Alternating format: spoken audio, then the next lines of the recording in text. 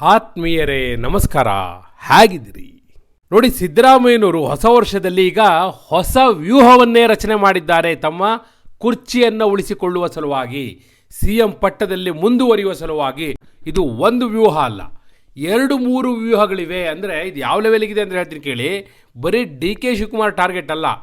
ಒಂದು ವೇಳೆ ಹೈಕಮಾಂಡ್ ತಮ್ಮ ಇಚ್ಛೆಗೆ ವಿರುದ್ಧವಾಗಿ ತಮ್ಮನ್ನು ಅವಮಾನಿಸಿ ಪಟ್ಟದಿಂದ ಕೆಳಗಿಳಿಸಿದರೆ ತಕ್ಷಣಕ್ಕೆ ಡ್ಯಾಮೇಜ್ ಆಗಬೇಕು. ಆ ರೀತಿಯ ಒಂದು ಪ್ಲಾನ್ನ ಈಗ ಸಿದ್ದರಾಮಯ್ಯ ರಚನೆ ಮಾಡಿಬಿಟ್ಟಿದ್ದಾರೆ. ಅದಕ್ಕೆ ನಾನು ಹೇಳಿದ್ದು ಈ ಚಕ್ರವ್ಯೂಹದ ರೀತಿ ಇದು ಸಿದ್ದು ವ್ಯೂಹ ಅಂತ ಹೇಳಿ. ಹಾಗಾದರೆ ಏನು ಸಿದ್ದರಾಮಯ್ಯನವರು ರಚನೆ ಮಾಡಿರುವಂತಹ ವ್ಯೂಹ ಏನು? ಇದು ಯಾವ ರೀತಿಯಲ್ಲಿ DK ಶಿವಕುಮಾರ್ ಅವರ ಮಹತ್ವಾಕಾಂಕ್ಷೆಗೆ, ಮುಖ್ಯಮಂತ್ರಿ ಪಟ್ಟದ ಆಕಾಂಕ್ಷೆಗೆ ಅಡ್ಡಿಯಾಗುತ್ತೆ, ಹೈಕಮಾಂಡ್ಗೆ ಯಾವ ರೀತಿ ಇಕ್ಕಟ್ಟನ್ನು ತಂದಿಡುತ್ತೆ, ಕಾಂಗ್ರೆಸ್ಗೆ ಯಾವ ರೀತಿ ಡ್ಯಾಮೇಜ್ ಮಾಡುತ್ತೆ. ಅದೇ ವಿವರವನ್ನು ಕೊಡೋ ಸಲುವಾಗಿ ನಾನು ಬಂದಿದ್ದೇನೆ. ಆತ್ಮೀಯರೇ, ವಾರ್ತೆ ವಿಶೇಷ ಕಾರ್ಯಕ್ರಮಕ್ಕೆ ಸ್ವಾಗತ. ನಾನು ವೀರೇಂದ್ರ ಉಪ್ಪುಂದ. ನೋಡಿ, ಸಿದ್ದರಾಮಯ್ಯನವರು ಸಾಮಾನ್ಯವಾಗಿ ರಾಜಕೀಯ ನಡೆಗಳನ್ನ ಮುಂದಿಡುವಾಗ ಅದು ಬಹಳ ಸದ್ದಿರಲ್ಲ, ಸದ್ದು ಗದ್ದಲ ಇರಲ್ಲ, ಮೀನಿನ ಹೆಜ್ಜೆ ರೀತಿ ಇರುತ್ತೆ, ಸೈಲೆಂಟ್ ಆಗಿರುತ್ತೆ. ಆದರೆ ಅದರ ಪರಿಣಾಮ ಇದೆಯಲ್ಲ, ಅದು ಭಯಾನಕ. ಈಗ ಅಂಥದ್ದೇ ಒಂದು ರಾಜಕೀಯ ನಡೆಯನ್ನು ಈಗ ಮುಂದಿಟ್ಟಿದ್ದಾರೆ. ಅದು ಮುಖ್ಯಮಂತ್ರಿ ಪಟ್ಟವನ್ನು ಉಳಿಸಿಕೊಳ್ಳುವ ಸಲುವಾಗಿಯೇ ಮುಂದಿಟ್ಟಿರುವಂತಹ ರಾಜಕೀಯ ಹೆಜ್ಜೆ, ರಚನೆ ಮಾಡಿರುವ ವ್ಯೂಹ. ಯಾವ ವ್ಯೂಹ? ಸಿದ್ದು ವ್ಯೂಹ ಅಂತ ಹೇಳಿದ್ರು. ಏನು ನೋಡಿ, ಈಗ ಚರ್ಚೆ ಆಗ್ತಾ ಇರೋದು ರಾಹುಲ್ ಗಾಂಧಿ ಜರ್ಮನಿಯಿಂದ ವಾಪಸ್ ಬರ್ತಾ ಇದ್ದ ಹಾಗೆ. 7ನೇ ತಾರೀಕು ಬರ್ತಾರೆ ಅವರು, 8ನೇ ತಾರೀಕು ಇವರು ದೆಹಲಿಗೆ ಹೋಗೋ ಸಾಧ್ಯತೆ ಇದೆ, 9ನೇ ತಾರೀಕು ಒಂದು ಮೀಟಿಂಗ್ ಆಗುತ್ತೆ ಅನ್ನುವಂಥದ್ದು ಒಂದು ಪ್ಲಾನ್ ಈಗಿರೋ ಪ್ರಕಾರ. ಅಲ್ಲಿ ಏನು ತೀರ್ಮಾನ ಆಗುತ್ತೆ ಅನ್ನೋದ್ರ ಮೇಲೆ ರಾಜ್ಯ ರಾಜಕಾರಣ ನಿಂತಿರೋದಲ್ವಾ. ಒಂದು ವೇಳೆ ಸಿದ್ದರಾಮಯ್ಯನವ್ರನ್ನೇನಾದರೂ ಏಕಾಏಕಿ ಮುಖ್ಯಮಂತ್ರಿ ಪಟ್ಟದಿಂದ ಕೆಳಗಿಳಿಸುವಂತಹ ಪ್ರಯತ್ನಕ್ಕೆ ಕೈ ಹಾಕಿದ್ದೇ ಆದರೆ, ಆಗ ನೋಡಿ, ಈಗಾಗಲೇ ಒಂದು ಮೈಲುಗಲ್ಲನ್ನು ಮುಂದಿಟ್ಟಿದ್ರು. ಏನಂತ?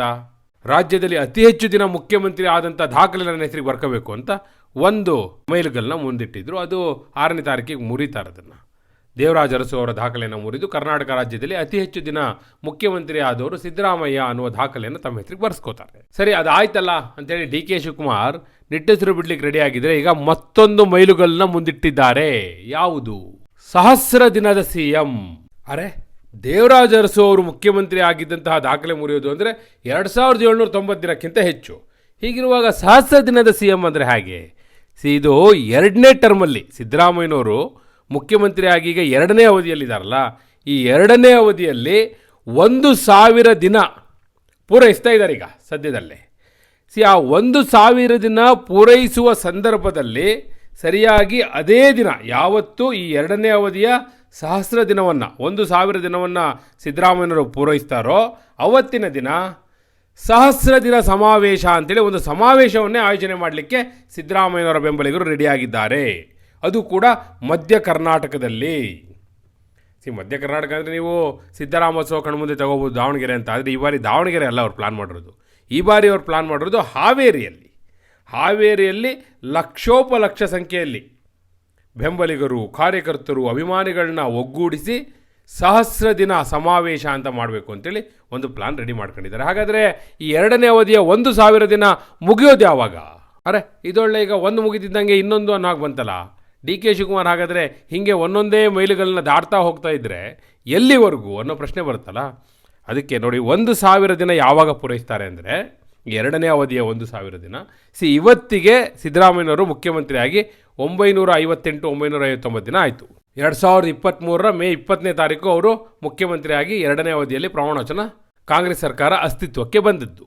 ಈಗ 958 ದಿನ ಆಯಿತು ಅಂದರೆ ಸರಿಯಾಗಿ ಫೆಬ್ರವರಿ 13ನೇ ತಾರೀಕಿಗೆ ಸಿದ್ದರಾಮಯ್ಯನವರು 1000 ದಿನಗಳನ್ನ ಪೂರೈಸ್ತಾ ಇದ್ದಾರೆ. ಅದೇ ದಿನ ಫೆಬ್ರವರಿ 13ನೇ ತಾರೀಕೆ ಹಾವೇರಿಯಲ್ಲಿ ಲಕ್ಷೋಪಲಕ್ಷ ಸಂಖ್ಯೆಯಲ್ಲಿ ಜನರನ್ನು ಸೇರಿಸಿ ಒಂದು ಸಹಸ್ರ ದಿನದ ಸಮಾವೇಶ ಮಾಡಬೇಕು. ಆ ಮೂಲಕ ಸಿದ್ದರಾಮಯ್ಯನವರಿಗೆ ಅಭಿನಂದನೆ ಸಲ್ಲಿಸಬೇಕು, ಅವರ ಸಾಧನೆಗಳನ್ನ ಪ್ರಚುರಪಡಿಸಬೇಕು ಅಂಥೇಳಿ ಈಗ ಅವರ ಬೆಂಬಲಿಗರೆಲ್ಲ ರೆಡಿಯಾಗಿದ್ದಾರೆ. ಇದು ಒಂದು ರೀತಿ ಅಹಿಂದ ಸಮಾವೇಶವೇ. ನೋಡಿ, ಈಗಾಗಲೇ ಯಾವ ರೀತಿ ಅವರ ಟಾರ್ಗೆಟ್ಗಳಿದೆ ನೋಡಿ. ಜನವರಿ 6ಕ್ಕೆ ದೇವರಾಜ ಅರಸು ಅವರ ದಾಖಲೆ ಮುರಿಯೋದು, ಅದಾದಮೇಲೆ ಜನವರಿ 9ಕ್ಕೆ ಡೆಲ್ಲಿಯಲ್ಲೇನೋ ತೀರ್ಮಾನ ಆಗುತ್ತೆ. ಅದು ತೀರ್ಮಾನ ಆಗಿ ಸಿದ್ದರಾಮಯ್ಯ ನಿರೀಕ್ಷೆ ಇರೋದು ನನಗೆ ಸಚಿವ ಸಂಪುಟ ಪುನರ್ರಚನೆಗೆ ಅವಕಾಶ ಕೊಡ್ತಾರೆ ಅಂತೇಳಿ. ಹಾಗೆ ಕೊಡೋದಿದ್ದರೆ ಜನವರಿ 25ರ ಒಳಗೆ ಕೊಡಬೇಕು ನನಗೆ. ಅಲ್ಲೊಂದು ಡೆಡ್ಲೈನ್ ಇಟ್ಕೊಂಡಿದ್ದಾರೆ. ಜನವರಿ 25ಕ್ಕೆ ಮೈಸೂರಲ್ಲಿ ಅಹಿಂದ ಸಮಾವೇಶ ನಡೀತಾ ಇದೆ ಸಿದ್ದರಾಮಯ್ಯನವ್ರ ಬೆಂಬಲಿಗರಿಂದ. ಅದು ಮುಗಿತಾ ಇದ್ದಾಗೆ ಫೆಬ್ರವರಿ 13ಕ್ಕೆ 1000 ದಿನದ ಸಮಾವೇಶ, ಸಹಸ್ರ ದಿನ ಸಮಾವೇಶ. ಅದಾಗ್ತಿದ್ದಾಗೆ ಬಜೆಟ್ಟು ಮಾರ್ಚ್ ಫಸ್ಟ್ ವೀಕಲ್ಲಿ ಬಜೆಟ್ ಸೆಷನ್ ಸ್ಟಾರ್ಟ್ ಆಗುತ್ತೆ. Joint session plus budget session. ಬಹುತೇಕ ಮಾರ್ಚ್ 13ನೇ ತಾರೀಕು ಬಜೆಟ್ ಮಂಡನೆ ಮಾಡ್ಬೋದು ಅನ್ನುವ ಒಂದು ಚರ್ಚೆ ಇದೆ, ಅಥವಾ ಮಾರ್ಚ್ 20ಕ್ಕಾದರೂ ಆಗ್ಬೋದು. ಸೊ ಅದು ಮತ್ತೊಂದು ಡೆಡ್ಲೈನ್. ಅದು ಮುಗೀತು ಅಂದರೆ ಏಪ್ರಿಲ್ ಮೇಯಲ್ಲಿ ZPTP ಎಲೆಕ್ಷನ್ನು, ಮತ್ತು ಜೂನಲ್ಲಿ ನಿಮಗೆ ಮಳೆಗಾಲದ ಅಧಿವೇಶನ. ಅದು ಮುಗಿತಾ ಇದ್ದಾಗೆ GB ಎಲೆಕ್ಷನ್ ಬರೋ ಸಾಧ್ಯತೆ ಇದೆ. ಅದು ಮುಗಿತಿದ್ದಾಗ ಮತ್ತು ಬೆಳಗಾವಿಯಲ್ಲಿ ಚಳಿಗಾಲದ ಅಧಿವೇಶನ, ಮತ್ತು ಬಜೆಟ್ ಪ್ರಿಪ್ರೇಷನ್ನು. ಹೀಗೆ ತಳ್ಕೊಂಡು ಹೋಗ್ಬಿಟ್ರೆ ಮುಗ್ದೇ ಹೋಯ್ತಲ್ಲ. ಈ ರೀತಿ ತಳ್ಕೊಂಡು ಅವಧಿಯನ್ನು ಮುಂದುವರಿಸ್ತಾ ಹೋಗೋದ್ರಲ್ಲಿ ಎಕ್ಸ್ಪರ್ಟ್ ಇದ್ದಾರೆ. ಹಾಗಾಗಿ ಇಲ್ಲಿವರೆಗೂ ಕೂಡ ಬಂದಿದ್ದಾರೆ. ಆದರೆ DK ಶಿವಕುಮಾರ್ ಪಾಲಿಗೆ ಇದು ನುಂಗಲಾರದ ತುತ್ತು, ಅಪತ್ಯ. ಏನು ಮಾಡ್ತಾರವರು? ಇದೆಲ್ಲ ತಿಳ್ಕೊಂಡವ್ರು ಹೈಕಮಾಂಡ್ ಮುಂದೆ ಈಗ ಪಟ್ಟನ್ನು ಹಾಕ್ತಾರೆ. ಹೀಗಾಗಿ ಜನವರಿ 9ರ ಮೀಟಿಂಗ್ ಬಹಳ ಕ್ರೂಷಿಯಲ್. ಯಾಕೆ ಅಂದರೆ ಇದೇ ಕಾರಣಕ್ಕಾಗಿ ಸಿದ್ದರಾಮಯ್ಯವರು ಹೊಸ ವ್ಯೂಹಗಳನ್ನ ರಚನೆ ಮಾಡ್ತಾ ಇರುವಂಥದ್ದು. ಅದಕ್ಕೆ DK ಶಿವಕುಮಾರ್ ಪ್ರತಿಯಾಗಿ ಒತ್ತಡ ತಂತ್ರವನ್ನು ತೀವ್ರಗೊಳಿಸ್ತಾ ಇರೋದು. ಈ ಹಿನ್ನೆಲೆಯಲ್ಲಿ ಇವೆಲ್ಲ ಆಗ್ತಾ ಇರೋದು. ಬಹುಶಃ 9ನೇ ತಾರೀಕಿನ ನಂತರ ಒಂದು ಕ್ಲಾರಿಟಿ ಸಿಗುತ್ತೆ. ಫೆಬ್ರವರಿ 13ರ ಸಹಸ್ರ ದಿನದ ಸಮಾವೇಶ ನಡೆಯುತ್ತೋ ಇಲ್ವೋ, ಜನವರಿ 25ರ ಅಹಿಂದ ಸಮಾವೇಶ ನಡೆಯುತ್ತೋ ಇಲ್ವೋ, ಅದಾದ ನಂತರ ಹೈಕಮಾಂಡ್ ಇವರಿಗೆ ಬಜೆಟ್ ಮಂಡನೆ ಮಾಡಲಿಕ್ಕೆ ಈ ಬಾರಿ ಅವಕಾಶ ಕೊಡುತ್ತೋ ಇಲ್ವೋ, ಇವೆಲ್ಲ ಕ್ಲಾರಿಟಿ ಸಿಗೋದು ಜನವರಿ 9ನೇ ತಾರೀಕು. ಕಾಂಗ್ರೆಸ್ ಹೈಕಮಾಂಡ್ ಏನು ಮಾಡ್ಬೋದು ಅಂತ ನಿಮಗನ್ಸುತ್ತೆ? ಸಿದ್ದರಾಮಯ್ಯನವರಿಗೆ ಈಗಾಗಲೇ ದೇವರಾಜ ಅರಸು ಅವರ ದಾಖಲೆಯನ್ನು ಮುರ್ಲಿಕ್ಕೆ ಅವಕಾಶ ಕೊಟ್ಟಿದೆ. ಇದರ ಬೆನ್ನಿಗೆ ಈ 2ನೇ ಅವಧಿಯ 1000 ದಿನದ ದಾಖಲೆಯನ್ನು ಮಾಡಲಿಕ್ಕೆ ಅವಕಾಶ ಕೊಡ್ಬೋದಾ? ಒಂದು ವೇಳೆ ಕೊಡದೆ ಹೋದರೆ ಈಗ ಭಾಳ ದೊಡ್ಡ ಸುದ್ದಿ ಆಗಿಬಿಟ್ಟಿದೆ. ಇವತ್ತು ನ್ಯೂಸ್ ಪೇಪರ್ಲಿ ಫ್ರಂಟ್ ಪೇಜ್ ಸ್ಟೋರಿಯಾಗಿ ಬಂದಿದೆ. ಈಗ ಅವರ ಬೆಂಬಲಿಗರಿಗೆ, ಕಾರ್ಯಕರ್ತರಿಗೆ ಏನು ಅನಿಸುತ್ತೆ? ನೋಡಪ್ಪ, ಸಿದ್ದರಾಮಯ್ಯನವರು ಇನ್ನೊಂದು ತಿಂಗಳು CM ಆಗಿದ್ದಿದ್ರೆ 1000 ದಿನ ಆಗ್ತಾಯಿತ್ತು, ಅದಕ್ಕೂ ಬಿಡಲಿಲ್ಲ. ಇದೆಲ್ಲ ಏನಾಗುತ್ತೆ? ಕಾಂಗ್ರೆಸ್ಸಿಗೆ ಡ್ಯಾಮೇಜ್ ಇದು. ಸೊ ಅದೇ ಕಾರಣಕ್ಕಾಗಿ ಇಂಥ ವ್ಯೂಹವನ್ನು ರಚನೆ ಮಾಡ್ತಾ ಇರೋದು. ಇದು ವರ್ಕ್ ಆಗುತ್ತಾ? ಸಿದ್ದರಾಮಯ್ಯನವರು ಮುಖ್ಯಮಂತ್ರಿಯಾಗಿ ಮುಂದುವರಿಲಿಕ್ಕೆ ಈ ಪ್ಲಾನ್ ಹೆಲ್ಪ್ ಮಾಡ್ಬೋದಾ, ಅಥವಾ ಇದೇ ರಿವರ್ಸ್ ಆಗ್ಬೋದಾ?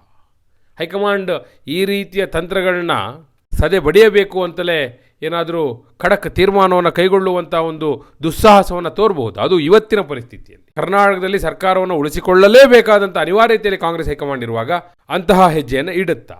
ಏನು ಮಾಡ್ಬೋದು? ಸಿದ್ದರಾಮಯ್ಯನವರು ಅಂದುಕೊಂಡದ್ದನ್ನು ಸಾಧಿಸ್ತಾರೋ, ಅಥವಾ DK ಶಿವಕುಮಾರ್ ಹೈಕಮಾಂಡ್ ಮೇಲೆ ಒತ್ತಡ ಹೇರಿ ತಮ್ಮ ಮಹತ್ವಾಕಾಂಕ್ಷೆಯನ್ನು ರೀಚ್ ಮಾಡ್ತಾರಾ? ಯಾರು ಗೆಲ್ಲಬಹುದು, ಯಾರು ಸೋಲ್ಬೋದು? ನಿಮ್ಮ ಅಭಿಪ್ರಾಯವನ್ನು ಕಮೆಂಟ್ ಮೂಲಕ ತಿಳಿಸಿ. ಹಾಗೆ ನೀವಿನ್ನೂ ವಾರ್ತೆ ಚಾನಲ್ನ ಸಬ್ಸ್ಕ್ರೈಬ್ ಮಾಡಿಲ್ಲ ಅಂದರೆ ಈಗಲೇ ಸಬ್ಸ್ಕ್ರೈಬ್ ಮಾಡಿ. ಧನ್ಯವಾದ.